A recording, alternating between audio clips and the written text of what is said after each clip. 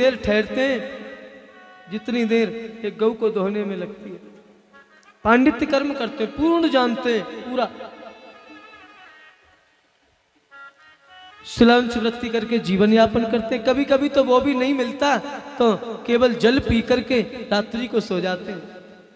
इनकी बड़ी सुंदर पत्नी है, संस्कारी पत्नी है, सुशीला। यथा नाम तथा गुणों। इनके बच्चे हैं, छोटे छोटे बच्चे हैं। कई बार तो बच्चे कहते हैं माँ भूख लगी है कुछ खाने को दो, तो सुशीला देखती है जाकर अंदर कुछ नहीं है, खाली पतीला में पानी भर के उसमें पत्थर डाल करके आग पे रख देती है। बच्चों से कहती है थोड़ी देर इंतजार करो, भात बनने वाला है, अभी आपको दूंगी। और वो बच्चे इंतजार करते करते भूखे सो जाते हैं। लेकिन सुदामा जी किसी के यहाँ मांगने नहीं जाते हैं कि आज मेरे यहाँ भोजन नहीं है तो आप मुझे खाने के लिए कुछ दे दो, नहीं।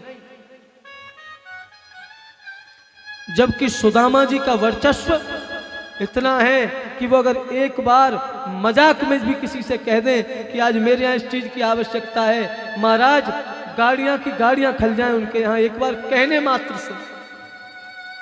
लेकिन सुदामा जी मांगना नहीं चाहते,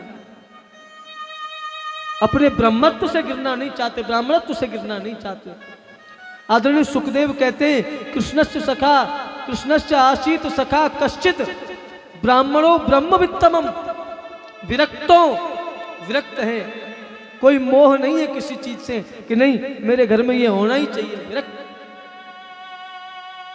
मन में वैराग्य है। विरक्तो इंद्रियार्थेषु, इंद्रियों से भी विरक्त हैं। हम लोग एक बार को कुछ चीजों से वैराग्य ले सकते, कई बार लेते भी हैं। कब लेते हैं कि मान लो मन हुआ कि एक बंगला बनवाएं, लेकिन पता चला कि बंगला तो 10 करोड़ में बन के तैयार होगा, अपने पास से 10 लाख, बंगला तो नहीं बनेगा। तो वैराग्य हो गया उस बंगले से। सोच लिया अरे नहीं हम करेंगे क्या बंगले का, इसी में काम चल रहा है। ये वैराग्य, ये क्षणिक वैराग्य है। ये तो आप किसी चीज के लिए सामंजस्य बिठा रहे हैं, समझौता करना कहते हैं। इंद्रियों से वैराग्य का मतलब है कि हमने अपने मन की इच्छाओं का दमन कर दिया हो, तब इंद्रियों से वैराग्य होगा।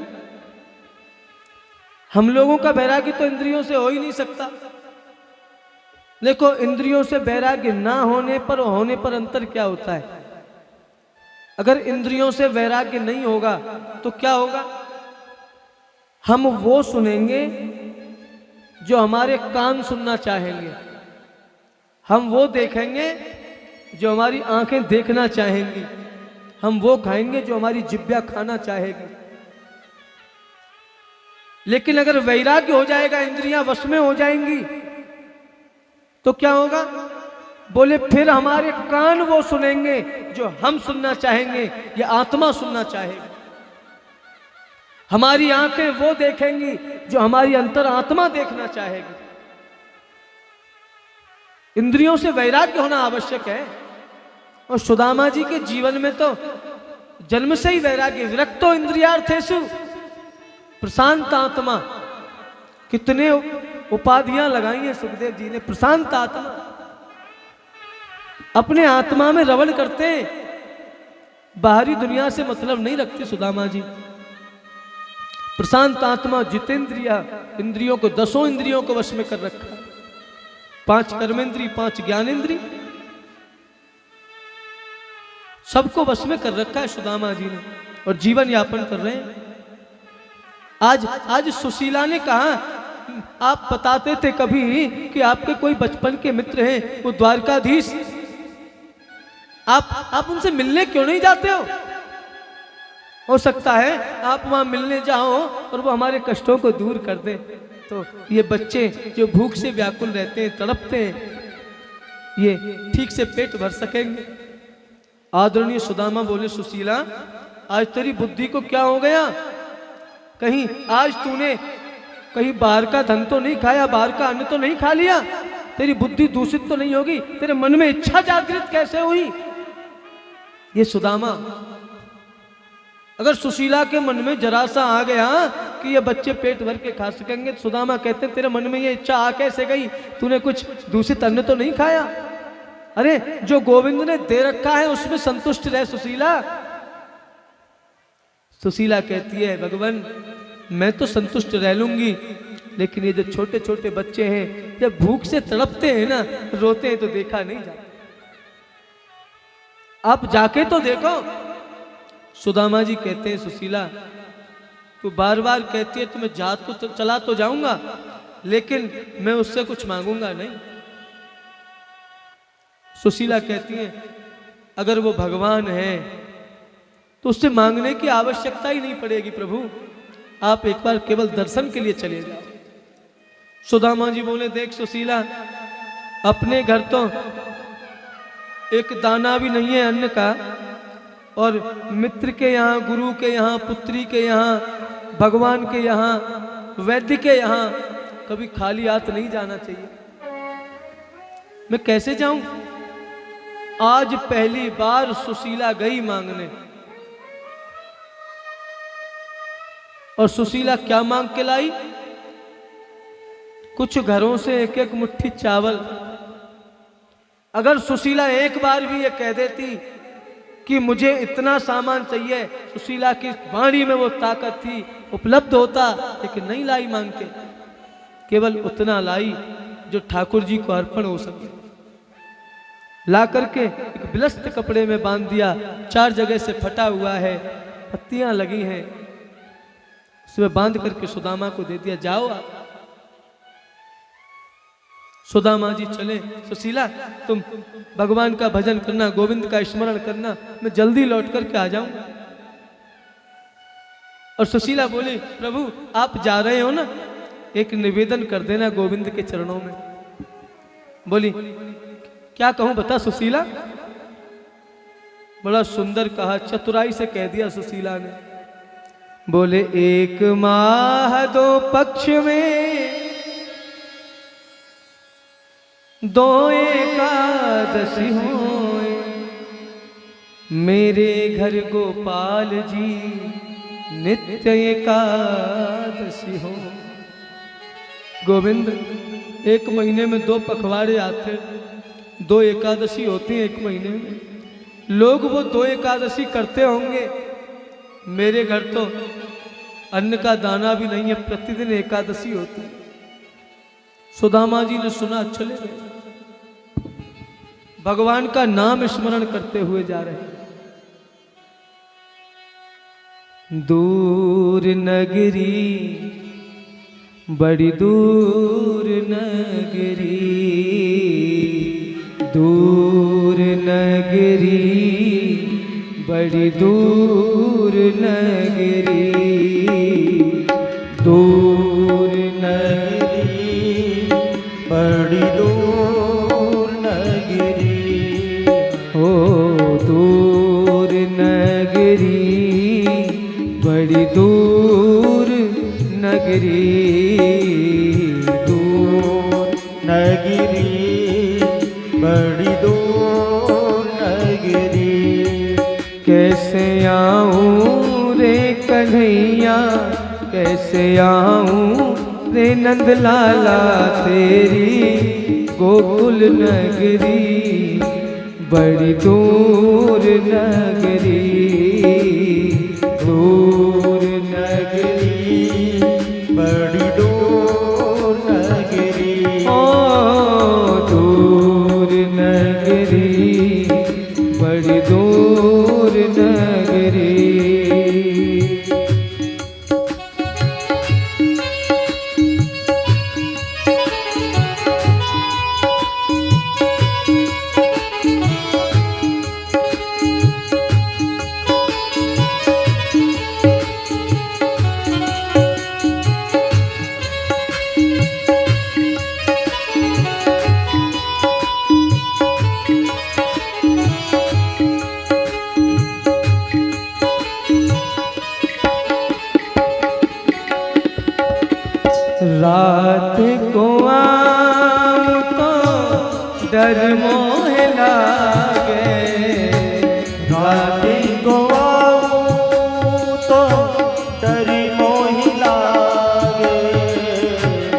रात को आऊं कान्हा डर मोहे लागे, रात को आऊं कान्हा डर मोहि लागे, दिन में आऊं तो देखे सारी नगरी, बड़ी दूर नगरी, दूर नगरी, बड़ी दूर नगरी। कैसे आऊं रे कन्हैया, कैसे आऊं रे सवरिया, तोरी गोकुल नगरी, बड़ी दूर नगरी। दूर नगरी, बड़ी दूर नगरी, दूर नगरी, बड़ी दूर नगरी। और बड़े भाव से गोविंद का कीर्तन करते हुए जा रहे हैं और कह रहे हैं गोविंद इत मथुरा उत गोकुल नगरी, इत मथुरा गोकुल नगरी, इत मथुरा गोकुल नगरी, इत मथुरा गोकुल नगरी। बीच में जमुना बहत गहरी, बड़ी दूर नगरी, दूर नगरी, बड़ी दूर नगरी। और देखो सुंदर कीर्तन कर रहे हैं सुदामा जी। उठाओ दोनों हाथ भाव से और गाओ। गोविंद मेरो है, गोपाल मेरो है, गोविंद मेरो है, गोपाल मेरो है। हाँ गोविंद मेरो है, गोपाल मेरो है, गोविंद मेरो है, गोपाल मेरो है।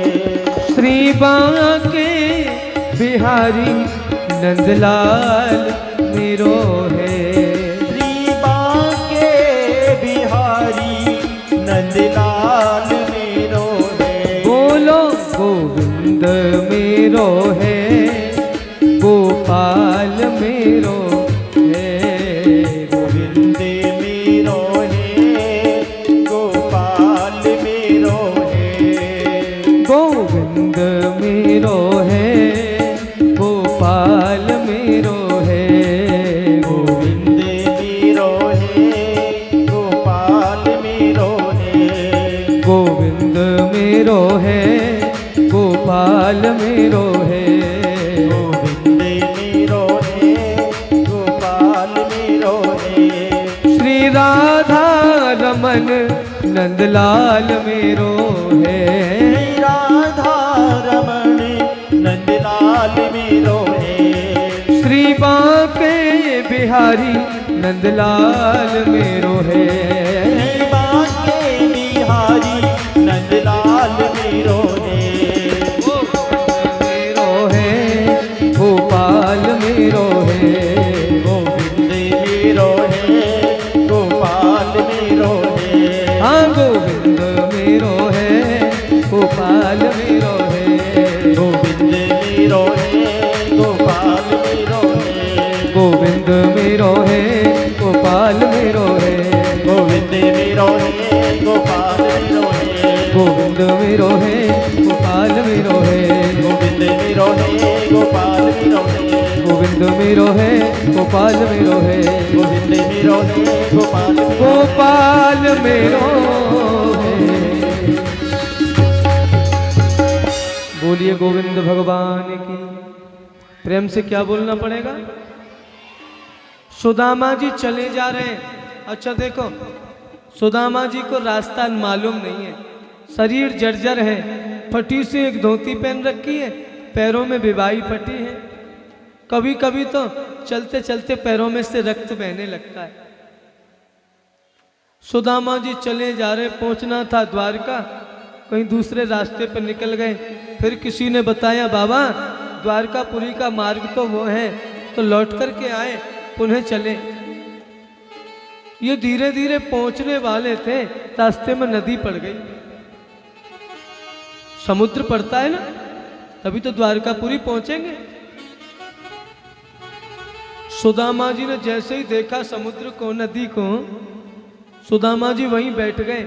भैया देख, हमारे बस की बात था यहाँ तक आना, सो हम आ गए।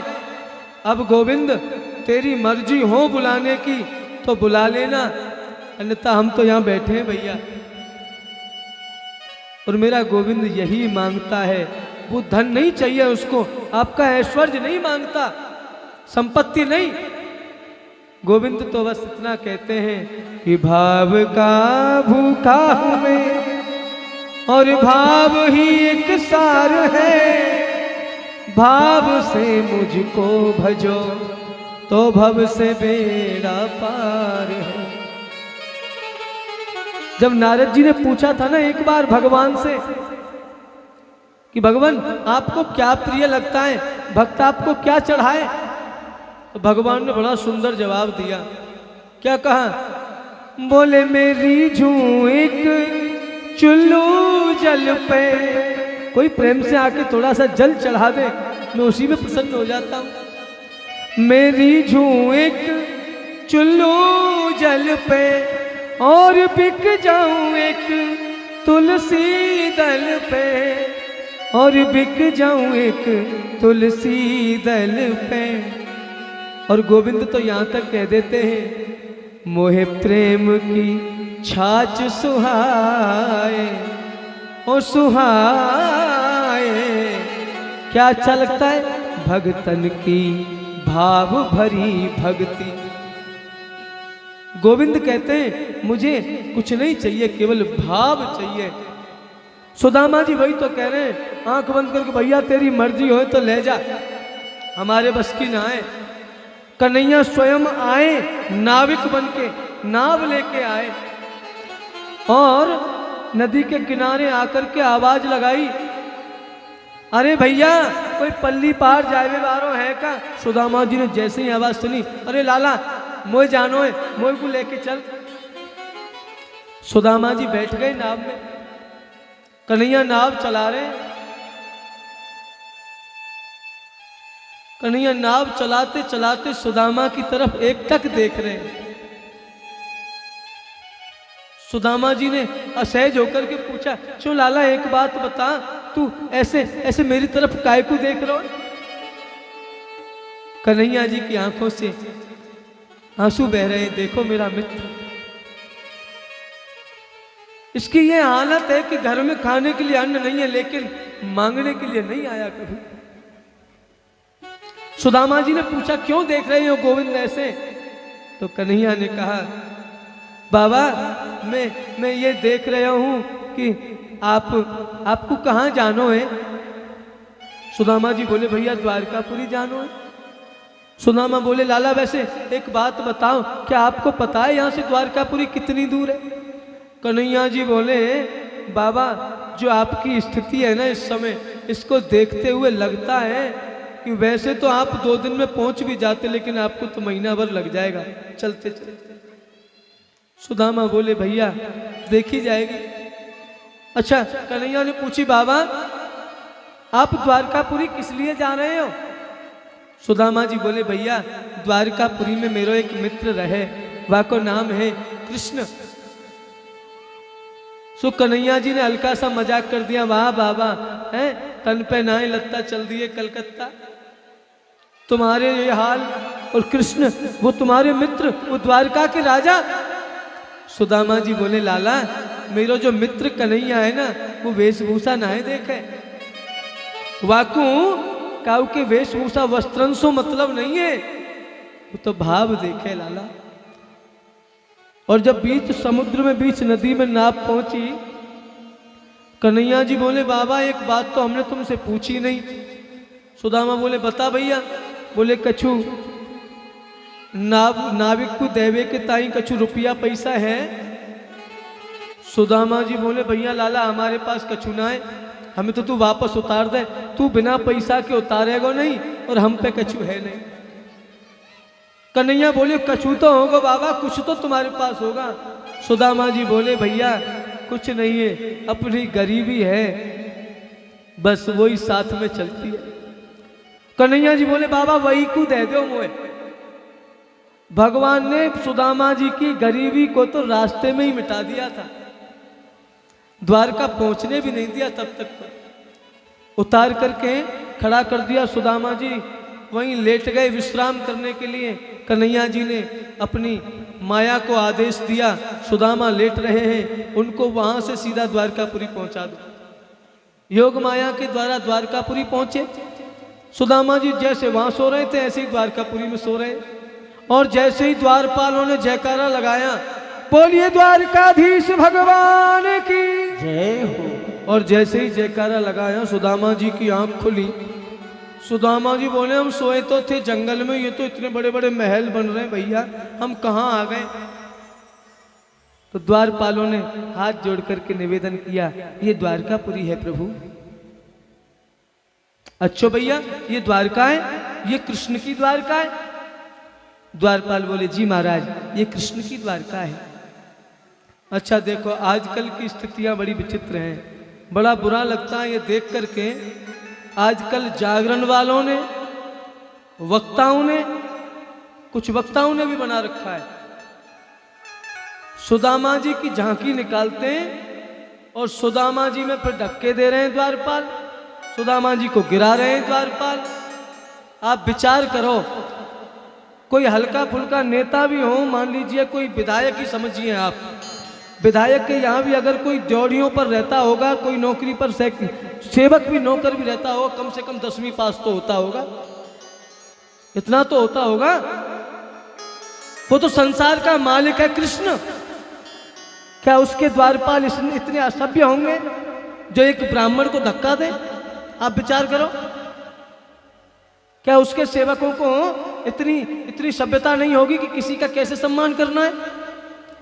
और वो भी उस कृष्ण भगवान के सेवक जिनके यहाँ ब्राह्मण और संतों को किसी की अनुमति नहीं लेनी पड़ती अंदर जाने के लिए, कोई रोक टोक नहीं है, सीधे प्रवेश है, जाओ।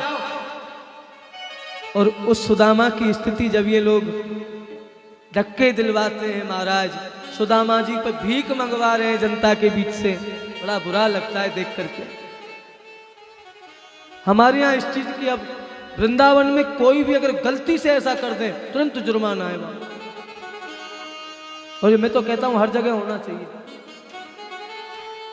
सुदामा जी ने जाकर के द्वारपालों से कहा भैया मैं कृष्ण से मिलना चाहूं। द्वारपाल बोले भगवान वैसे तो यहाँ ब्राह्मणों को पूछने की आवश्यकता नहीं है, सीधे अंदर जा सकते हैं, लेकिन अभी अभी खबर मिली है कि भगवान भोजन पाकर के, प्रसादी पाकर के विश्राम कक्ष की तरफ गए हैं, तो अगर आपकी अनुमति हो, सुदामा जी से उल्टी अनुमति मांगी द्वारपालों ने, अगर आपकी अनुमति हो तो हम उनसे एक बार पता कर लें कि वो विश्राम कक्ष में सोने तो नहीं चले गए। सुदामा जी बोले हाँ भैया बिल्कुल देख लो, राजा महाराज आए भैया, सोरो होगो। द्वारपाल अंदर गए। अब देखना सुदामा जी का चरित्र, आप लोग केवल उतनी कथा सुनाते हैं और चल देते हैं। सुदामा जी द्वार पे खड़े, द्वारपाल अंदर गए हैं। सुदामा जी क्या विचार कर रहे हैं, वहां खड़े खड़े सोच रहे हैं कहीं ऐसा ना हो मेरा गोविंद आए, मेरी इस हालत को देखे और गोविंद ये सोचने लग जाए कि सुदामा मेरे यहाँ कुछ मांगने आया हो। नहीं नहीं, मैं गोविंद के यहाँ मांगने नहीं आया हूं, मुझे नहीं मिलना है गोविंद से, वापस चल दिए सुदामा। इतना त्याग जीवन में,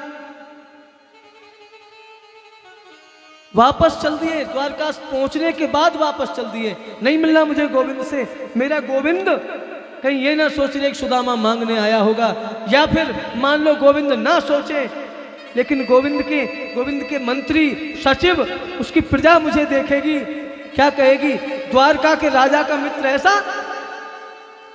उसका अपमान ना हो, मैं नहीं चाहता मेरे मित्र का अपमान हो। वापस चल दिए सुदामा।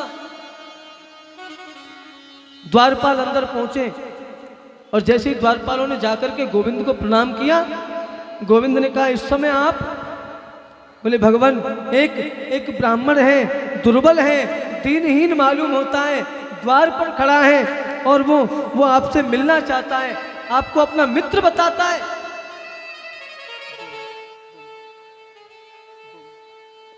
वो आपको अपना मित्र बता रहा है। आदरणीय कृष्ण कहते हैं क्या पहचान है उसकी, क्या नाम बताया उसने? बोले शीस पगा न जगा तन पे, प्रभु जाने को आहे बसों के ही गामा। भगवान सिर पे पटका नहीं है, तन पे कपड़े नहीं है, सिर पे एक फटी धोती पहन रखी है, पता नहीं किस गांव से किस स्थान से आया है। और धोती फटी सी लठी दुपटी, पाए उपाहन की नहीं साम। पैरों में महाराज बिबाइयां पड़ी हैं, पैरों में चरण पादुकाएं तक नहीं है प्रभु उसके। बोले द्वार खड़ो द्विज दुर्बल रहो चकिसो बस धाभिराम। आ गया है द्वार पर, दुर्बल है और निरंतर पृथ्वी को देख रहा है और एक ही बात कह रहा है, पूछत दीन दयाल को धाम। दीन दयालु आपका धाम पूछ रहा है, वो कह रहा है मुझे कृष्ण से मिलना है और बतावत आपनो नाम सुदाम। और भगवान ने जैसे ही सुना कि वो अपना नाम सुदामा बता रहा है, एक क्षण नहीं लगाया, दौड़ पड़े भगवान। 7 जोड़ियां पड़ती हैं, 7 जोड़ियों को पार कर दिया। कहीं पीतांबर गिरा, कहीं पटका गिरा, कहीं चरण पादुका गिरी, कहीं मुकुट गिरा, कहीं केस गिरा। और जाकर के क्या देखा, सुदामा वापस जा रहा। आवाज लगाई, अरे अरे भैया सुदामा। सुदामा दूर से खड़े होकर के, भैया बस बस मुझे तेरे दर्शन हो गए लाला, मैं दर्शन करने आया था बस। कन्हैया जाकर के चरणों में गिर गए सुदामा के बारे मित्र। आज तुझे याद आई इतने दिन में, और आज भी तू द्वारका आकर के, मेरे द्वारे तक आकर के वापस जा रहा है मित्र। सुदामा हाथ जोड़ के खड़े हो गए, गोविंद मैं मांगने नहीं आया ना लाला, मैं तो तेरे दर्शन करने आया था। और गोविंद ने स्वागत किया, भव्य स्वागत। अंदर लेकर के गए और ले जाकर के गोविंद ने भगवान के चरणों को धोने के लिए रुक्मणी से कहा जल लेकर आओ। और रुक्मिणी जब तक जल लाती तब तक तो गोविंद ने ऐसे ही हाल विवाहिन सो, पग कंटक जाल लगे पुल जोए। मुख से कंटकों को निकाल दिया जो कंटक पैरों में लगे हैं गोविंद के। ऐसे ही हाल विवाहिन सो, पग कंटक जाल लगे पुल जोए। हाय महा दुख पायो सखा, तुम आए न इते किते दिन खोए। कहा इतना दुख पाया तूने सुदामा, तू यहाँ क्यों नहीं आया? और देख सुदामा की दीन दशा, करुणा करके करुणा निधि रोए। रुक्मणी लेकर के आ गई जल का पात्र, लेकिन पानी परात को हाथ छुयो नहीं, नैनन के जल सो पग धोए।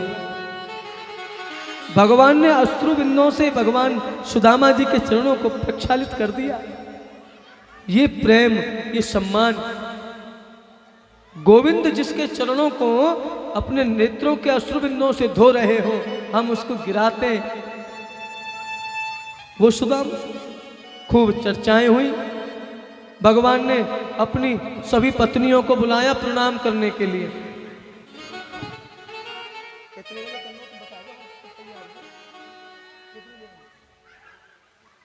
ठीक, सभी पत्नियां आई, प्रणाम कराया। सुदामा जी आशीर्वाद दे रहे हैं। 1000-2000 आई, तब तक सुदामा जी चिर सौभाग्यवती भव। अब देखो दुबला पतला शरीर है, बुढ़ापा भी है, तो ज़्यादा देर हाथ को भी नहीं ऐसे कर सकते। तो सुदामा जी ने फिर देखा कि बहुत देर हो गई, अब थकने लगे, तो चिर सौभाग्यवती पे से सौभाग्यवती भव, फिर 1000-2000 और निकली, और 16,108 है, कोई एक आध हो तो है काम चले भगवान की। और 1000-2000 आई, सो भव भव, फिर तो भव भी बंद, केवल हाथ हिला रहे हैं, बाद में हाथ हिलाना भी बंद, अभी 8-1000 ही निकली होंगी।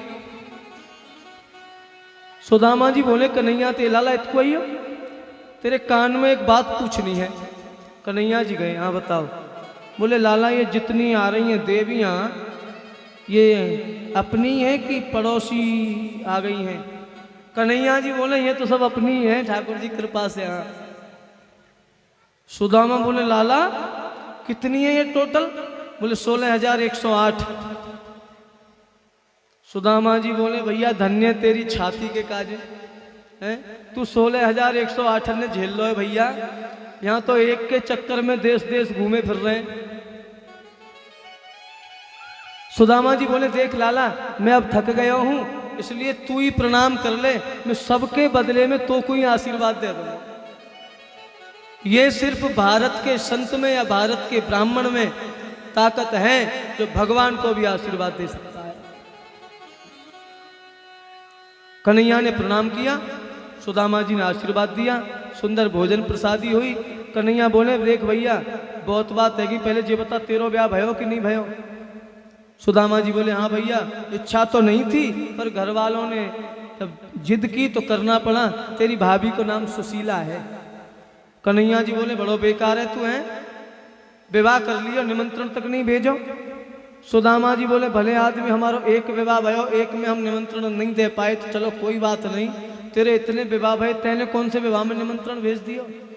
कन्हैया जी बोले देख भैया तेरो विवाह भयो होगो विधि विधान से, है पहले पीरी चिट्ठी आई होगी, फिर लगन आई होगी, है वो पता नहीं क्या क्या, आजकल तो कई काम और होते हैं, रिंग सेरामनी और वो सब हुए होंगे, बारात गई होगी, और हमारो विवाह।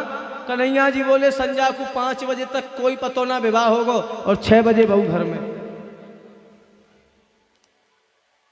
पर बोले कन्हैया देख भैया भाभी ने मेरे लिए क्या भेजा है वो बता तू तो। बोले ना ना कछु ना भेजो लाला। कन्हैया जी जबरदस्ती देखने लगे तो उनको निगाह पड़ गई, वो कांख में दबा रखी है पोटली, छीन ली और भगवान ने भोग लगाया, 2 मुट्ठी खाए, 2 लोक दे दिए, तीसरी मुट्ठी खाने ही वाले थे, रुक्मणी ने हाथ पकड़ लिया, भगवान सब कुछ इनको ही दे दोगे तो हमारे लिए क्या बचेगा? फिर सुदामा ने भी कह दिया भैया कच्चे है चावल। अब 2 मिनट पंडित जी की सूचना श्रवण करो आप लोग, है ना। बिहारी लाल की भगवान का खूब वार्तालाप हुआ। अच्छा कन्हैया जी बोले लाला अब हम चलें? कन्हैया जी ने कहा ठीक है जी बिल्कुल चलो। कन्हैया जी ने एक भी बार ये नहीं कहा नहीं नहीं आप रुक जाओ। सुदामा जी विदा हुए और जो वस्त्र कन्हैया जी ने पहनाए थे वो भी रास्ते में भील किरातों ने लूट लिए। ये लौट करके अपने स्थान पर पहुंचे, इन्होंने जाकर के क्या देखा कि जहां इनकी टूटी सी कुटिया थी वहां आज महल खड़ा है। ये डर गए देख करके, विचार करने लगे मैं द्वारका क्या चला गया, पीछे से किसी ने मेरी झोंपड़ी भी तोड़ दी, पता नहीं मेरी पत्नी और बालक कहाँ होंगे। इन्होंने किसी से पूछा क्यों भैया ये महल किसके हैं? अब एक ने बता दिया, बोले देखो ये सुदामा जी महाराज के महल हैं। सुदामा जी बोले सुदामा तो हम ही हैं। बोले इस स्थान का नाम? बोले सुदामापुरी। सुदामा जी बोले नहीं हमारा नाम सुदामा है वो तो ठीक है, पर हमारे नाम की पुरी होने का तो कोई मतलब ही नहीं बनता। फिर बोले अच्छा एक बात बताओ, ये जो मालिक यहाँ एक सुदामा ब्राह्मण रहते थे उनकी वो कुटिया थी यहाँ? बोले महाराज यहाँ तो सुदामा जी का महल है, कुटिया नहीं है।